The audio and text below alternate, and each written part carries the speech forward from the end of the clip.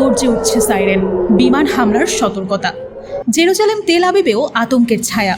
দুই দেশের মধ্যে চলছে ক্ষেপণাস্ত্রের লড়াই। সব মিলিয়ে মারা গেছেন বহু মানুষ।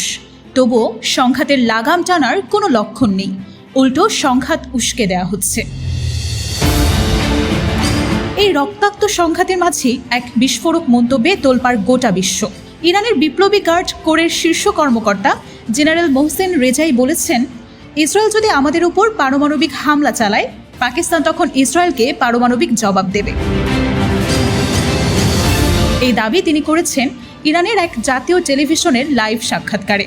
তার মতে, পাকিস্তান ইরানকে আশ্বাস দিয়েছে পরমাণু আঘাত হলে জবাবও হবে পরমাণু দিয়েই। তবে পাকিস্তান সরকার এই বক্তব্য অস্বীকার করেছে। তারা বলছে এই ধরনের কোনো প্রতিশ্রুতি দেয়া হয়নি। ইসরায়েল ও পাকিস্তান উভয় দেশই পরমাণু শক্তিধর। আইকানের তথ্য অনুযায়ী বিশ্বের মাত্র 9টি দেশের হাতে রয়েছে এই ভয়ঙ্কর অস্ত্র। রেজাই আরও বলেন, পাকিস্তান আমাদের পাশে থাকবে, মুসলিম দুনিয়াকে ঐক্যবদ্ধ হতে হবে। তেহরানের দাবি, তাদের কাছে এমন কিছু গোপন ক্ষমতা রয়েছে যা এখনও বিশ্বের কাছে অজানা। অন্যদিকে যুক্তরাষ্ট্রের প্রেসিডেন্ট ডোনাল্ড ট্রাম্প জানিয়েছে তিনি দুই দেশের মধ্যে শান্তি প্রতিষ্ঠায় উদ্যোগ নিচ্ছেন। তবে এক হুঁশিয়ারিতে তিনি ইরানকে সাবধান করে বলেন, আমেরিকার উপর আঘাত এলে যা ঘটবে তা ইতিহাসে আগে কখনো দেখা যায়নি।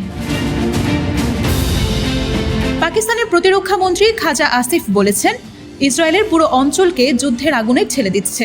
পশ্চিমাদের মদতপুষ্ট এই দস্যু রাষ্ট্র সারা বিশ্বকেই বিপদের মুখে ফেলবে।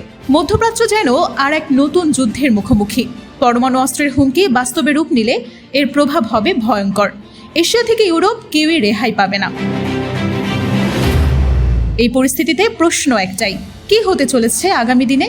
আগুন কি নিভবে, নাকি গোটা বিশ্ব আবারও জ্বলবে নতুন এক যুদ্ধের শিখায়?